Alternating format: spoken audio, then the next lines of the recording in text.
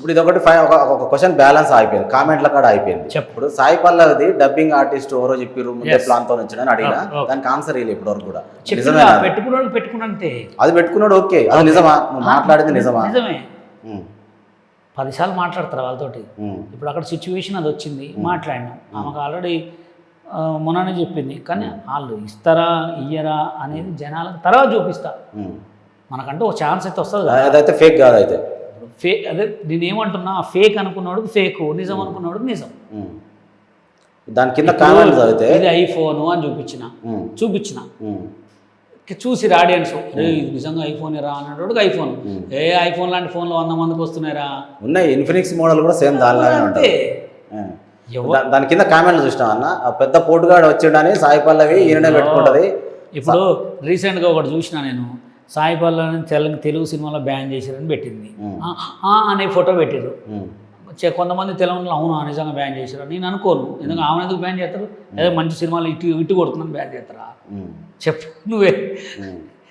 భయ్యా సోషల్ మీడియాలో అనుకుంటే అన్నీ, అనుకోకపోతే కొన్ని, ఏం మాట్లాడకపోతే ఏం ఉండదు. అంతే. ఫైనల్గా బషీర్ మాస్టర్ వ్యక్తిత్వం ఎలాంటిది? వ్యక్తిత్వం ఎలాంటిదంటే ఎలాంటి వాడిని దగ్గర తీస్తాను, అదే తప్పు. ఇవాళ రేపు ఏంటంటే వాడుకున్నవాడికి వాడుకోవాలి, ఇచ్చిపెట్టాలి. రాగానే బిర్యానీ దేపో, పులిహార దేపో, మజ్జిగ దేపో, లేకపోతే అటు ఇటు తిప్పి వాడిని వాడుకొని వదిలిపెడితే వాళ్ళే కరెక్ట్. ఎవరు ఫోన్ చేసినా అన్న చెప్పన్నా అనేది తప్పు. ఇవాళ రేపు 10 సార్లు ఫోన్ చేసినారు తిట్టిన అనుకో, ఆయన బాగా బిజీగా ఉన్నాడు రా, ఏ మామూలు బిజీ పర్సన్ కాదురా. నేను ఇప్పుడున్న సోషల్ మీడియాలో స్టార్ల నెంబర్లు అందరు ఇస్తా, ఎవడన్నా ఫోన్ ఎత్తాడు చూడు, ఎవడెత్తాడు. వాడు పక్కన ఫోన్ రింగ్ అవుతుంది కానీ వాడు ఎత్తాడు. నేను చూస్తుంటా, ఏదైనా అంటే అట్లా ఎత్తకూడదు మాస్టర్, అట్లా ఎత్తితే పేరు పోతుంది, ఒక కాల్ లిఫ్ట్ చేస్తే వాల్యూ పోద్దంట. అట్లాంటి వాడిని కాదు నేను, ఒక కాలే లిఫ్ట్ చేస్తా. ఎందుకంటే ఫోన్ ఉందే కాల్ మాట్లాడటానికి. అంటే 10 సార్లు ఫోన్ చేసి లిఫ్ట్ చేయడం కూడా తిట్టుకుంటారు కదా? తిట్టుకోరంట. వీడంత ఫేమస్ అంట, మస్తు బిజీ పర్సన్ రా, ఆయనతో మాట్లాడాలంటేనే షేక్ అవ్వాలా. 10 సార్లు చెప్తే ఫోన్ లిఫ్ట్ చేస్తారు రా. ఏ బషీర్ మాస్టర్ ఏముందిరా, ఒక్కసారి చెప్తుడు, ఒకసారి చెప్తే నా ఫోన్ లిఫ్ట్ చేస్తాను, పరేష్ కూడా చేస్తారు ఫోన్.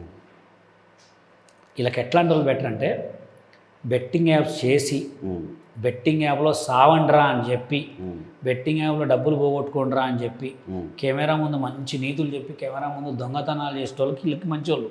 కెమెరా ముందు ఒకటే లెక్కుండి, కెమెరా వెనక ఒకటే లెక్కుండి, కెమెరా ముందు ఫన్నీ చేసి, కెమెరా ముందు బతకండ్రా, ఫేస్బుక్ పెట్టుకుంటారా, యూట్యూబ్ పెట్టుకుంటారా, సంపాదించుకుంటారా అనేటోడు దొంగ. అర్థమైందా? వీళ్ళకి ఎవరు మంచోళ్ళు అంటే అట్లాంటి వాళ్ళే మంచోళ్ళు. మంచిగా చెప్పేటోళ్ళు దొంగలు వీళ్ళకి. అంటే ఆకాశం చూపించి నెల నాకించడం నమ్ముతారా? వాళ్ళనే అమ్ముతారు. మంచోళ్ళకి వాల్యూ, దొంగలు వీళ్ళకి మంచోళ్ళు.